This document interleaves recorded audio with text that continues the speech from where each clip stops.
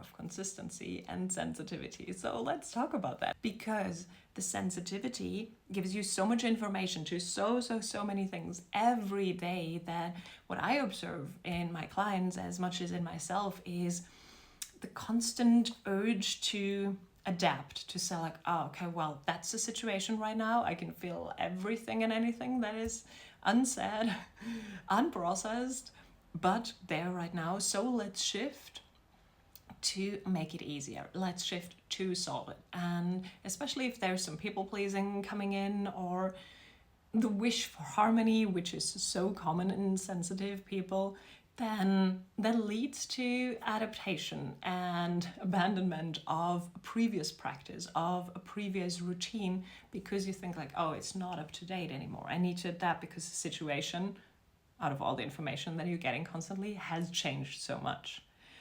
And that is true, but as you know, it's only one truth. And it comes to you learning about the wisdom of holding these many perspectives and these many truths, which you can, especially as a highly sensitive, but then going out of all of that and coming back to your body, because you have incarnated in this body with a specific purpose for a reason. And it's your job to live that purpose, to bring your gift into the world. And that you can only do if you are in tune with yourself. And for that, some consistency is so helpful. So just imagine you want to travel from London to New York, and instead of going to the airport after you booked your flight, jumping into the plane and going over there, you're like going to the airport, then maybe going back because you forget something, then maybe driving up to Scotland and seeing like if the flights over there is a little bit better, you have a little bit better season, and driving back, and then maybe driving to Europe, and then flying from there because of whatever reason, and you think you need to adapt to all the things that are happening in the transport space. That's kind of the same thing. It will take you such a long time to get to New York from London.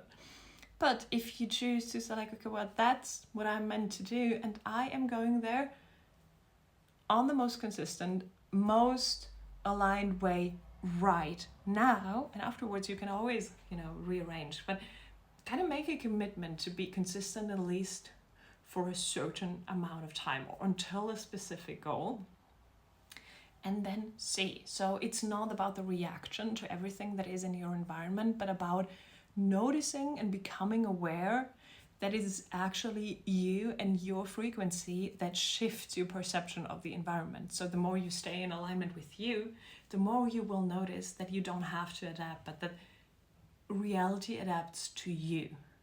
And that is where your power, your empowerment, your feeling of like, that's what I actually am, the whole universe in this little body, that's the coolest moment ever. So hope that is making any sense for you. I would love to know where your hiccups are in your routine, if it's kind of a resistance in your mind, or if it's a nervous system body thing that says like, I cannot do it anymore.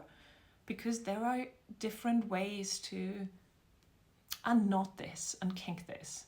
And I would love to support you in that. So let's talk. Let's comment what's your current thing right now, and then we take it from there. And it actually is not as bad as routine changing sounds, because it sounds like that big thing that you try every year in January and then it doesn't work out. No, it doesn't have to be that way. There are ways where it's actually easy and fun, and you will feel so much more confidence through the process than you ever thought you could. Love you.